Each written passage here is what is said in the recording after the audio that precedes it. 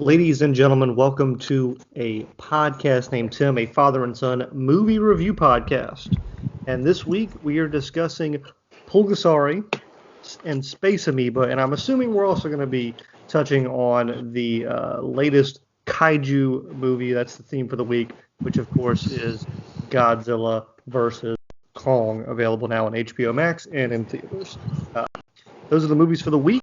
Each week we review 3 movies, and we just give our general thoughts about it. Like, you're walking out of the theater, and the person you're there with, what did you think? This show's all about, and we try and find some interesting movies. Please hit us up on social media, Facebook, Twitter, and Instagram, and our website, podcastnametim.com. Don't forget, we are on YouTube, so subscribe there. We do Power Rangers reviews and a bunch of stuff, additional movies reviews, and whatever audio platform you're listening to this on, leave a rating. Hi, Zach. I'm doing fantastic. Good. That is good. We are recording on Saturday night, so I always appreciate those recordings. It's Easter Eve when we're recording. So too busy tomorrow. It's the day that I went to Walmart for the first time in a year. I'm sorry. Yes, I am too. I don't think I've been in a Walmart in like 3 years, maybe 4. Yeah, I've just gotten so used to shopping on the pickup that side, but decided to go in and see. I don't know why I thought it'd be something different. I invented some new during the pandemic. It was the same shit whether I ordered it online or went in and dealt with the Walmart people. Woo! There's some. It was. I'll tell you the most fun sight was seeing this girl explaining to everyone why she couldn't wear a mask in there. Mm-hmm. And then when we were leaving, she was outside smoking a cigarette. Her reasoning: she has asthma.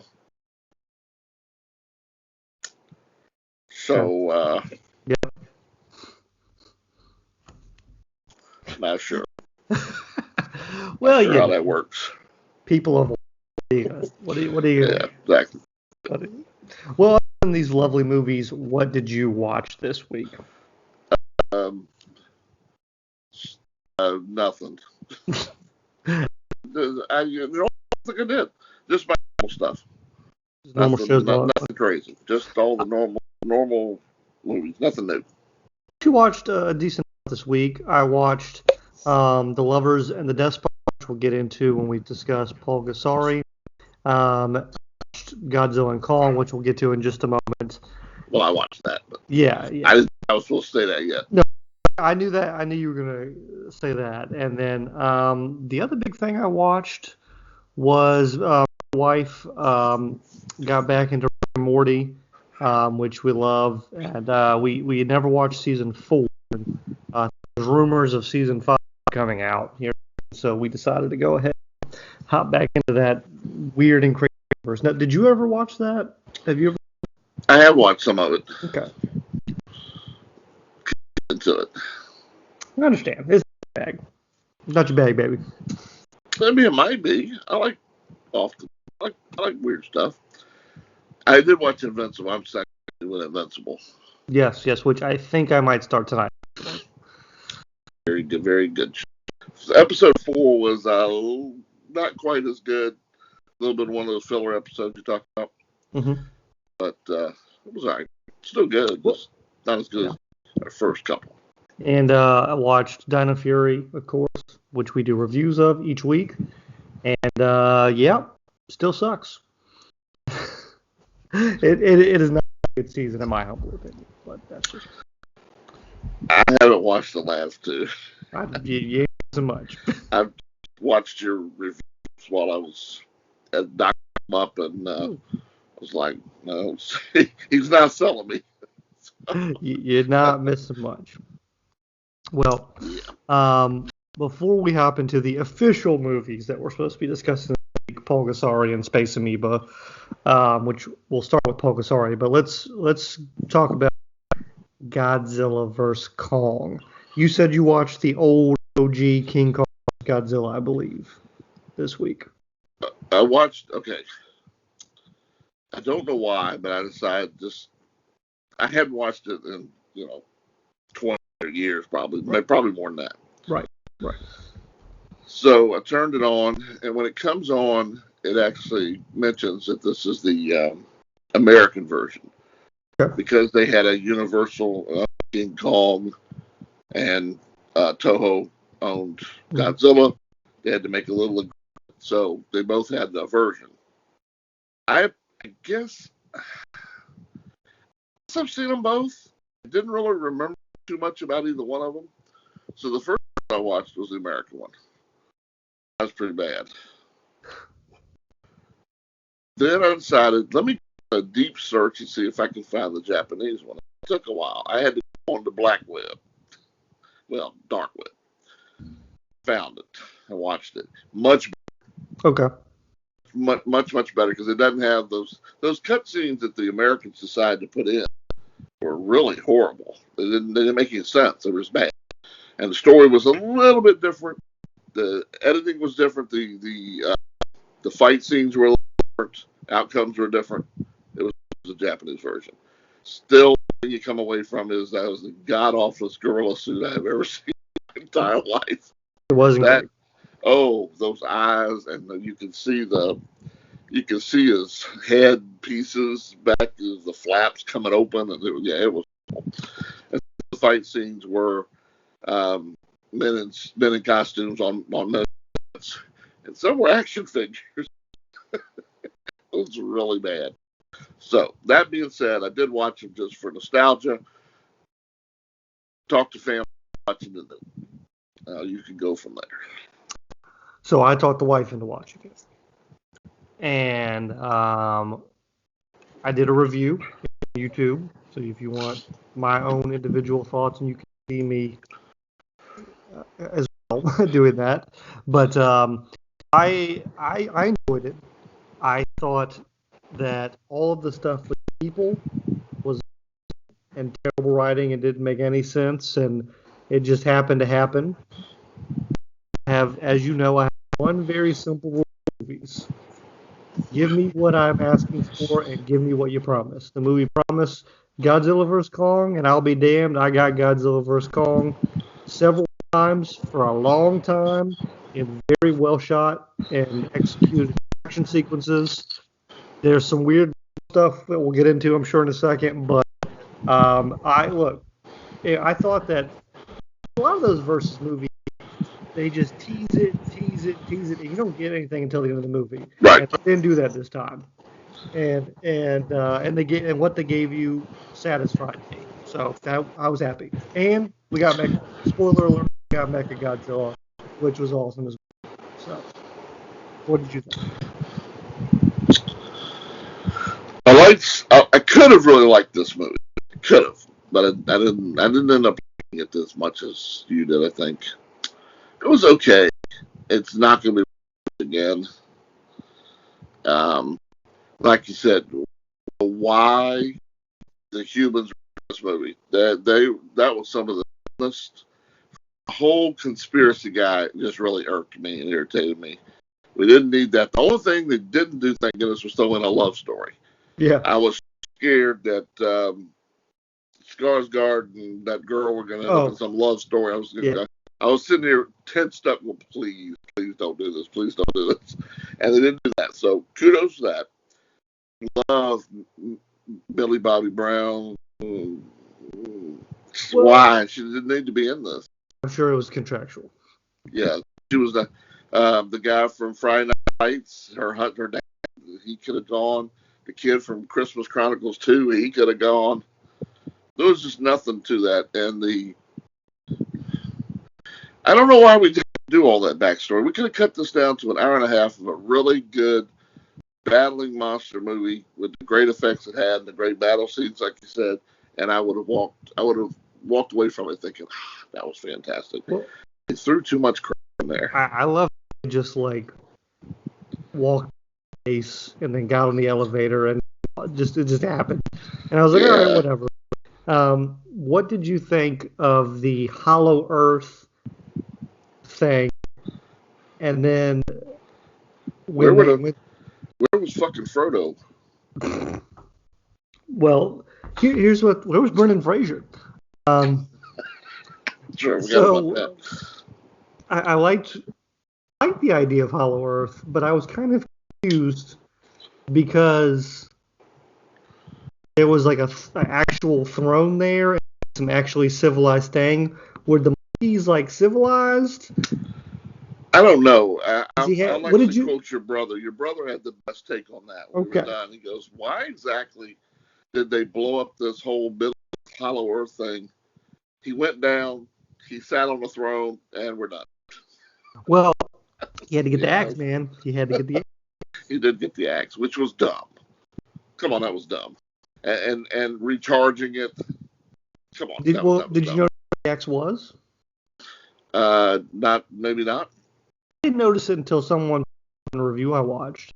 Okay. The actual spike of it was like a spike from a Godzilla beast. Oh no, I didn't realize that. Okay, Yeah. it makes sense. Oh, that's why he can recharge it. That's Now why he see can. that helped me out a little bit. Yeah. It's still stupid. At least I understand why it's stupid now. And well, also, this movie gave me another movie I didn't see because when they said that the King Kong and the Godzilla people had some kind of war back in Hollow Right. Earth at some point, I said, "Whoa, where is that scene? Where is that Yeah. movie? Where's that flashback?" I will say when the Hollow Earth was up, I was a little concerned. I thought that they were going to cheat us out of a movie and that they were going to have their fight down there and not on Earth. Right. And that's going to be, I don't know, because you got to have it here, the destruction and so on. Right. I thought it would be a way to get around. Concerned me. But they didn't. They did it. And I thought that what I thought was funny was that the whole plot of the movie was basically that two monsters have what's the term that is used now? Toxic masculinity. It was basically if these two see that the other one exists, they have to find out who's Because that's all the guys do is whip out our dicks every time we see each other. Oh, there's a guy. Fight him. That was the whole plot of the movie. Yeah. It was, that was, I don't know. That was a little bit of a the silliest things. Okay, here's the two silliest things. Okay. I hated those stupid glowing neon hovercraft things. Okay. Oh, what was that? That was dumb. I don't care if these guys are high-tech guys. That was beyond anything that didn't make sense. If they could do all that, then we probably could have figured out a way to harness Godzilla and kill Godzilla and King Kong without all this crap. Right. If they can. Second thing, the guy sitting in the skull. Oh, that looks sweet. That was dumb. That looked awesome. Was so dumb. He was sitting in King, what's his name? Ghidorah's head. He was sitting on a Ghidorah's skulls, and said, "Come on, that was stupid." I don't want to make it anymore. That's what I want. I just want that as my room. That was dumb. That was dumb. I like that a lot. I didn't make a Godzilla at all. You like make a Godzilla? Alex did. I didn't care for it. I don't know. He came from space. Well, yes, and I mentioned that to my wife when we were watching. I said he's come from space before, and what I liked about it was I liked the villain. I liked his. I was like, oh, this guy's making sense.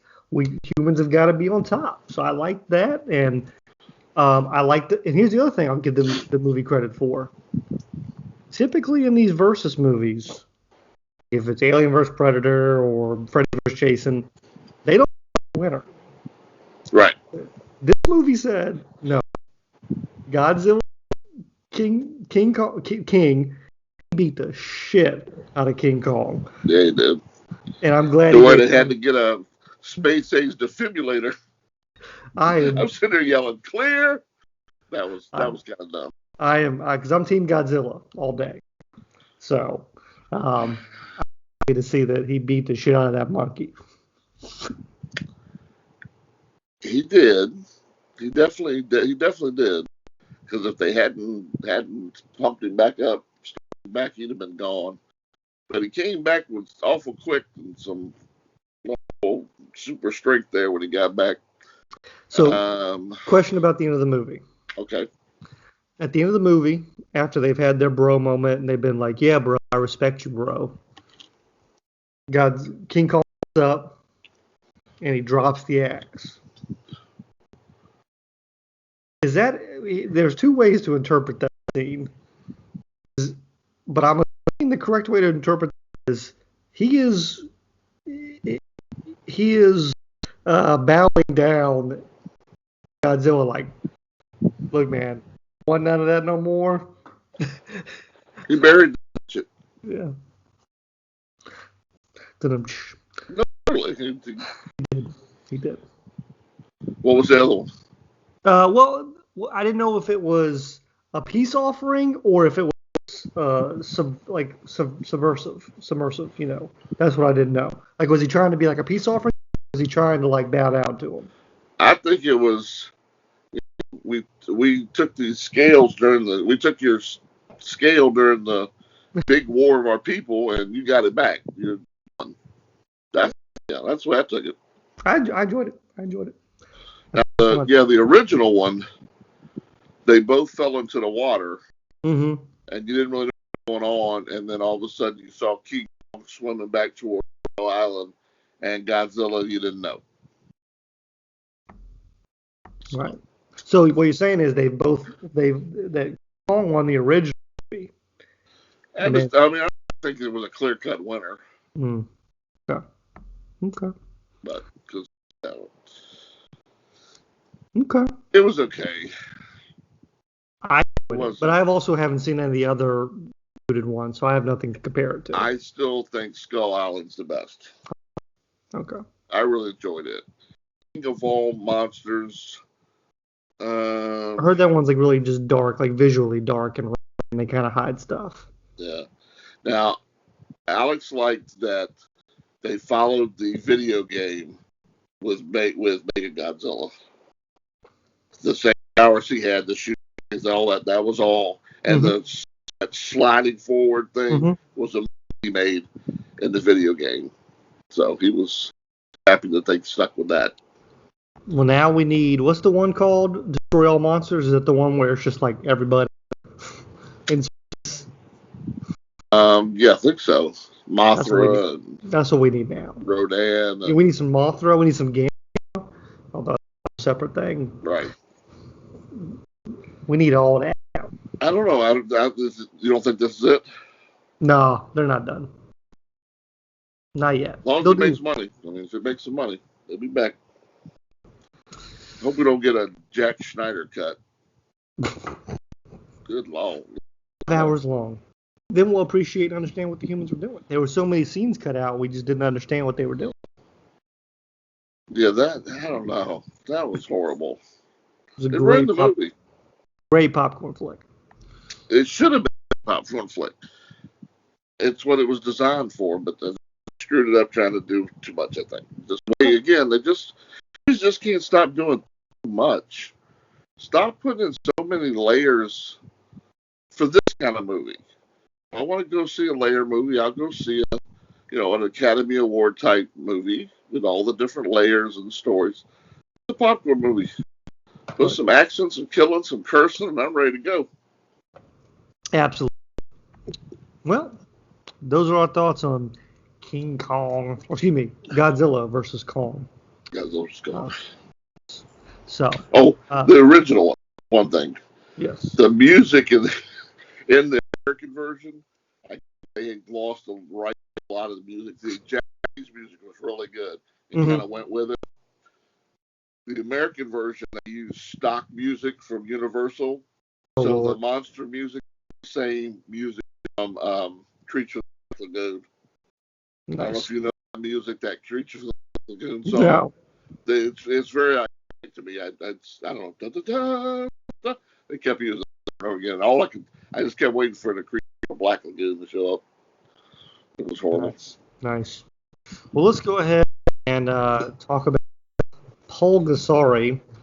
But before we do, or Pulgasari, I'm never right. But before we do that, we're going to take a moment to pause and hear a word from our sponsor.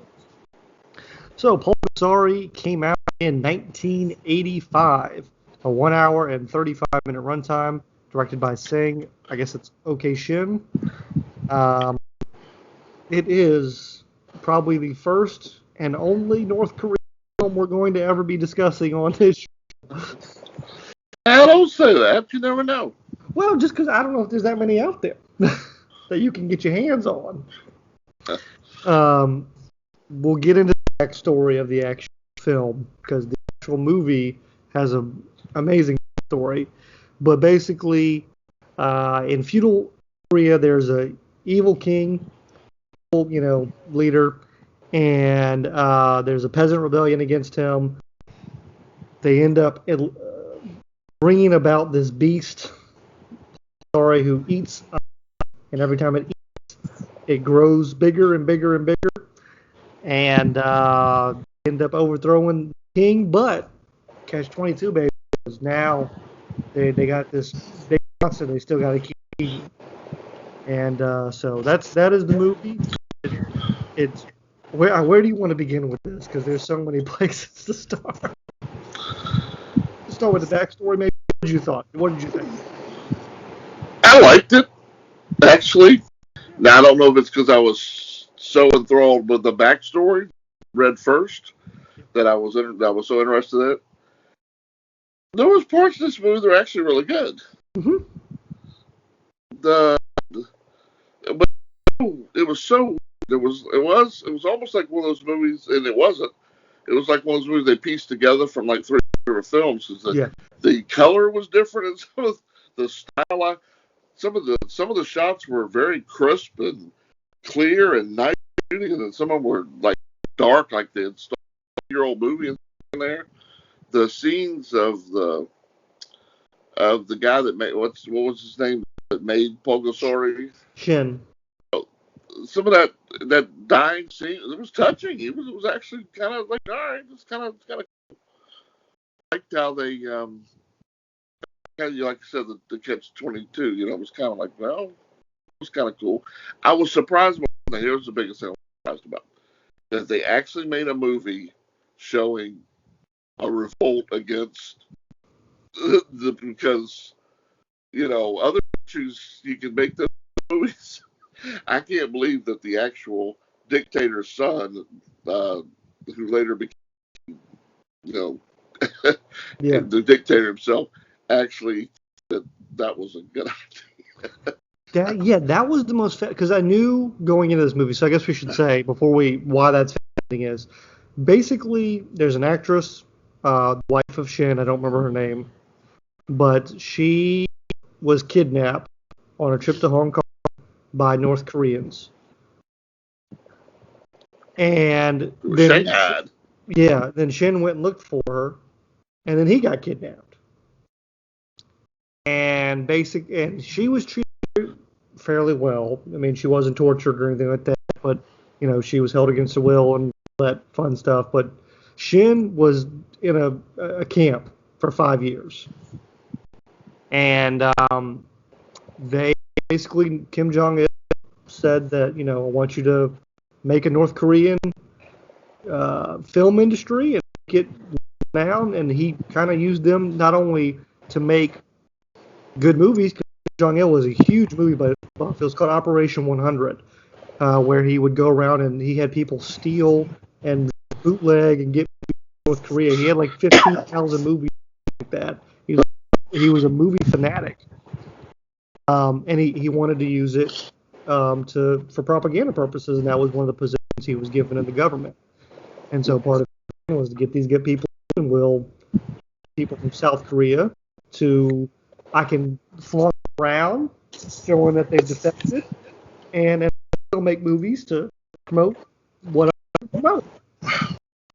And like I said, I watched Lovers and the Despot, BBC style documentary about. What's fascinating about it was that a lot of people in South Korea after he got caught and didn't believe Right. he was in a lot of money trouble because he wanted.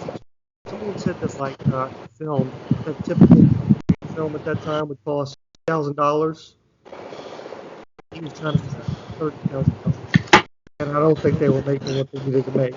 Your mic is going in and out. There were creditors outside their house all the time. Jimmy, Hmm? your mic is going in and out. Oh, is it better? Yes. Thank you, Doug. All right, our studio guys got it all straightened out. I think I was pinching it, but yeah. There were creditors outside of his house all the time. So, and what was interesting is somehow the two of them recorded conversations with Kim Jong-il. Right. And they were able to sneak some out and get some to some people to the U.S. Embassy.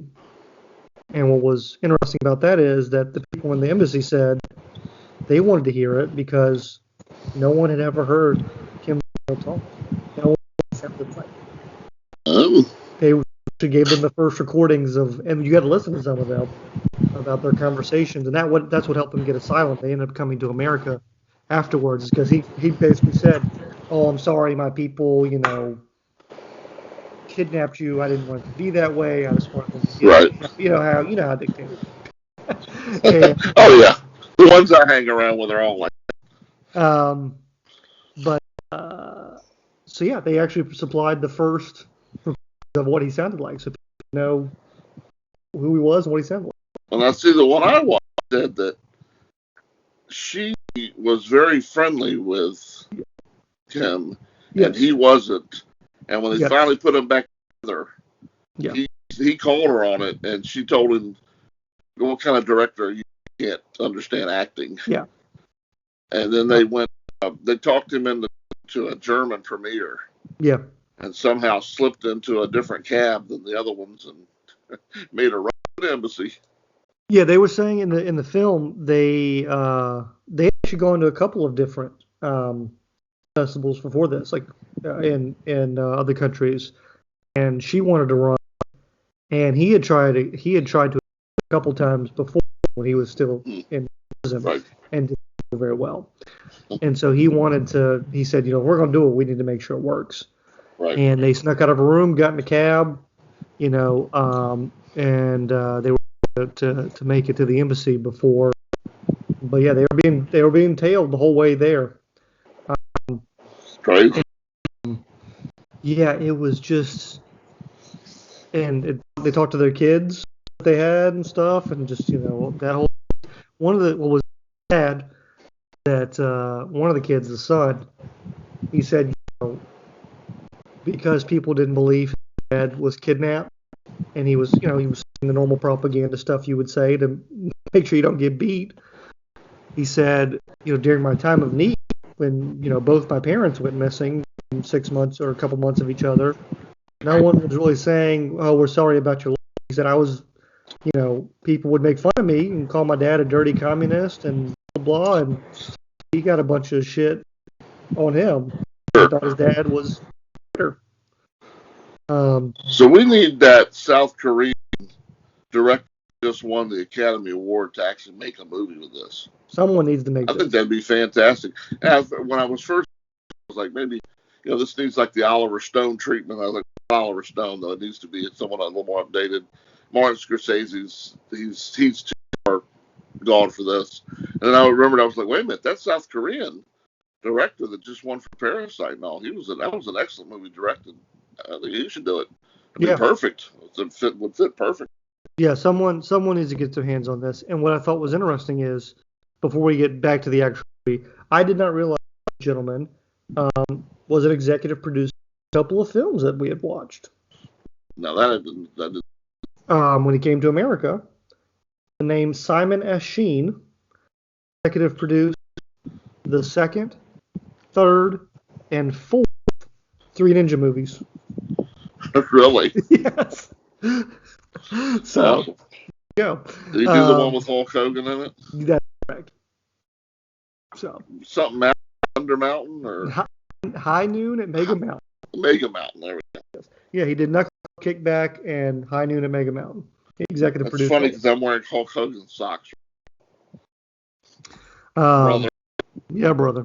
So the movie, I agree with you. I enjoyed it. I was surprised as well because I knew this was going to be a propaganda film, and I couldn't believe that they were showing this uprising. Yeah. But at the end, it made sense because, yeah, they overthrew the government, but they were in a worse state afterwards. And I was like, oh, that's the message. Yeah, but still, I was surprised.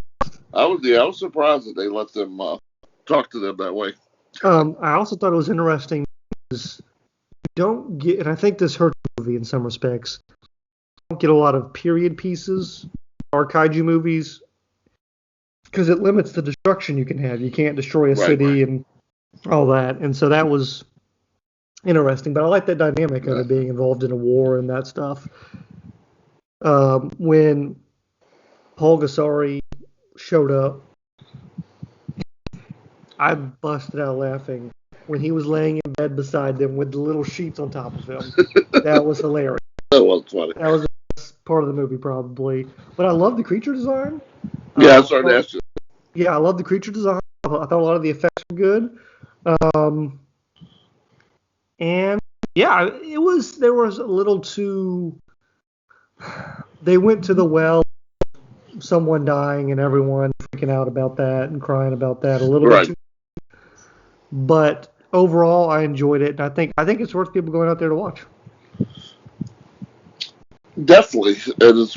Yeah, especially because again, I think this is all sold on the backstory. Yeah, I agree, and they said, I think they said in a 2.5-year span, they made 17 movies in North Korea, and this was one. I think this was the last one they made. Okay. If I remember correctly, but it said they did the first romance because all the movies over there were all just loyalty, and it was the same story over and over. Right. Again. So they did a love story and espionage. They did like a lot of different stuff. And he made a joke. He said, the good thing about being here is I basically have unlimited resources. If I wanted, I could get it. Well, yeah. Just, surprised he was never in some kind of cameo or something. Yeah. I don't know. I'd like to know. I'm surprised with his ego that he was not somehow featured in. Oh, you know what? I think he did. I want to say that Shin did 2 documentary style things about them. Okay. A lot of the movies you cannot. Like, I clicked on a bunch of them the other day, and it was like plot unknown. So I think this might be one of the few that actually made it. Never got out of the country. Yeah. So I think a lot of them didn't. I forgot to mention earlier, it has a 5.3 on IMDb, which I was just about. I thought it would be lower. Just going in initially. Yeah.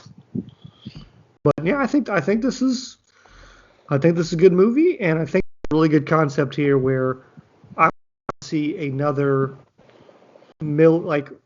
period military war based kaiju movie. Not necessarily this film, but just that'd work. So get on it. I'll get right on it. We'll go to our next film, which was selection for the week, entitled Space Amoeba. Came out in 1970, a G rating, 1 hour and 24-minute runtime, a 5.3 on the IMDb score. Directed by Mr. Hondo, who of course directed Godzilla and a bunch of other famous films. In this movie, there is a spaceship that lands on Earth, and it brings with it a alien life form. It lands inside an island. We got to go to the island because we're uncharted source. And there's conflict that happens. That's easy. I'll go ahead and say first, since this was I didn't care for Space Amoeba. I found it very generic. I didn't really care for the character design. I really liked the fact Are you pitching twice again? What? So you pitching again? You're going out again? I don't know. Well, I had mine. Maybe I just. Is it better? Yes. Okay. I thought that I didn't like the amoeba design, the octopus design. I liked the crab and the other monsters, but That octopus was pretty creepy. Octopuses are creepy anyway. yes, but I didn't care for it, and I had not seen this when you mentioned. I was thinking of, I think it's called Attack of the Crab Monster. Oh yeah. Was the one I was thinking of, but I had not seen this before. I think a lot of movies, you have one or two things. You either have something from space, that's a monster, or you do go to Weird Island. Right. I didn't like the fact that they tried to do both because it confused me because it seemed like on this island they had a lore about a giant monster. So I was confused about whether they were already giant monsters, Right. happened to be a space thing coming over, or the space thing made the giant monsters. I didn't understand all that. Yeah, I don't think they knew either. Okay. I'm pretty sure they were just filming. Yeah. Hoping something would go together. Yeah, it was pretty bad. Okay. It was not very entertaining. I did think the octopus, like I said, was creepy. Just that noise it was making, and octopuses are like little escape artists, and they're sneaky, and so that was kind of creepy. The crab, it was crab. Right. It was. I like the turtle too. It was a little weird, little I don't know, crazy looking prehistoric. Yeah, so that's the other kind of prehistoric. So I didn't really understand what the background story was either. I didn't understand why we had to put a space amoeba to do that. It just was. I don't know. They just had take out the space stuff. They needed to throw it in. Just take out the space stuff. They did too much. Yeah. What they need now is we need a sequel. Like, how we had Jurassic Park and then we had Jurassic World, Right. where they actually built the park. Now we need this where they've actually built the resort. And then, that's what we need now. Which I'm sure has been done already in some form or fashion. There's probably I'm sure. spiritual successors to this. Sure. Yeah, I don't know. I think it was just very average was the biggest thing, and It was. I like the trailer better than anything. Well, I mean, it wasn't bad. It was just forgettable. When I watched the trailer, I thought it would kind of fit in. Looked like it was going to be, I don't know, just kind of. It was definitely. I didn't think outside the box on it. I just kind of went with this. This looks like the same movie, so I should have a little deeper. Well, this has one very interesting. It has one interesting bit of trivia. This is actually the last Toho production film that was made under the old studio film. The actors were actually contracted directly to the studio. So this is the last of their old Hollywood kind of production. So this is the reason. Yeah, like they broke the contract. Yeah. Yeah, it was pretty lame. Not the best. I like some of the idea. I like the resort thing, and I just wish more about the resort and the island and that mythos, and not the space stuff. Make that a different movie. So, I wish we had more to say, but it's honestly very. Yeah, I was struggling. I was trying to find some interesting trivia or something on it, and just wasn't there. Yeah, not great. Don't watch this one. No. Watch the other one. Skip this one. Yeah, watch Pulgasari. For sure. Absolutely. On YouTube. On YouTube. That's right. On the YouTubes. Well, let's let's go ahead and talk about next week. Is it going to be next week? Why wouldn't there be an? I don't know. Yeah. To be a morning after. That's right. So next week, Mortal Kombat was supposed to come out. It's been delayed by a week, but we're going to go ahead and do our thing anyway. Which I don't know why they're delaying a movie by a week. This close. But whatever. I'm sure there's some executive that ran some numbers and figured out that. My only thing I hope is that they're hopeful that maybe more theaters will be open, so maybe more people will go see it so they can make their money. Maybe. That makes sense, because if there's issues with the movie, you ain't fixing it at this point. That is so since they're doing that, I decided we should do some fighting tournament based movies kind of connected to Mortal Kombat. We've already done video game related movies before, so in a previous episode. But what did you find for your fighting tournament movie? You're gonna watch Real Steel. Okay. That's the. I've never seen. It's the Hugh Jackman, right? Yeah. Yeah. It's on the Netflix. It's on the Netflix. It is on the Netflix. Well, I found a movie starring someone who I don't think we've discussed, and I don't think starred in a lot of movies, but I believe he has a larger role in this than others, at least from what I read very briefly. And we're going to watch Blood Fight. Bolo Young. Bolo Young. I know that one. Had to watch a little Bolo Young. So, Blood Fight is on, I believe it's on Pluto and on Amazon Prime right now. That's a big man. That is a big man. I mean, I don't know about tall, but he is thick. Yes. So, Bolo Young action. Are you surprised I knew that? I am very surprised. I'm assuming you saw it in theaters one or something. No, never seen it. Okay. Then I'm even more impressed. Well, yes, we're going to watch Blood Fight from 1989, so a nice 80s action film. You know how I know? How do you know? Because I almost picked that one, too. So, I looked at that. I didn't want to pick Enter the Dragon because that was too obvious. And I know you know. You know what? I bet I know another one you almost picked. What? Because I almost picked it, too. Go ahead. Oh, geez. I'm going to get it. Master of the Flying Guillotine? Yes. Is that it? Yes. I saw that one. I was like, but it was Pluto. And I was like, I don't do a Pluto. I picked that too. I almost picked that last time we did our Kung Fu theme. I knew it. As soon as I saw that name and picture, I was like, that's one Zach would look at. So I narrowed it down to these two. The third movie I thought about picking was called The Quest. I know. It is a Jean-Claude Van Damme movie. Yeah. But it is not free anywhere. So I bet I've seen that. I saw all the movies. Jean-Claude's man. And my favorite this movie is not Bloodsport. You know what my favorite is? Double Twin Dragon.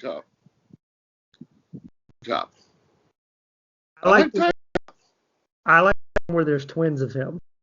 Which one's that? That was a good one too. I don't remember what it's called. I don't know. Him and RVD play, I think. I don't know what that was. I don't tell what that was good. Jeopardy. I don't know. Double Dragon. Double Twin Dragons. Two lumps. What? Double Impact. Double Impact. I like Double Impact. That's my favorite. Yeah, that was pretty good too. I saw all his movies when I was the 80s and 90s. Jean-Claude was great. I wouldn't go there. He ruined Street Fighter. No, Street Fighter. Okay. I almost picked better. Also, Jean-Claude's great. Before we end this episode, there's there's tier 1, which is Bruce Lee and Jackie Chan, and I'd say there's tier 2, which is Gall, Chuck Norris, Jean-Claude. Who's your top Because I would say Jean-Claude, right? Then Seagal, then Norton, or you Seagal guy. More of a Seagal guy because I think his stuff was real. I think he's a bigger douchebag, which probably adds to my pick. I like this movies better. Okay. They're not as good. I'm not. It's just one of those things. Right? Why? He has an aura about him. He's the Burt Reynolds of that genre. I think Burt Reynolds is really horrible, but I love Burt Reynolds. Burt Reynolds is great. So I don't know. He's not up to Shatner level. Okay. But Okay. who? Congratulations and happy birthday! You're 90 and soon be a WWE Hall of Famer. We don't recognize that company here anymore. We don't. I don't. Why don't you recognize WWE anymore? It doesn't exist. Well, I don't think any of them. It did me at one point, so I've deleted it from my memory. But I mean, you can't just delete. I just did. You have to put them back because we have to say that Shatner is going into the WWE Hall of Fame. Jerry Lawler is going to induct him, right? Are they best friends? I don't know. It's just kind of who he was always connected with. Kane. He always talked about the King, and I think Jerry's. I think they're not best buddies or anything, but I think they're small acquaintances. But okay. I'm assuming that's who would induct him. I don't know. Picard, maybe?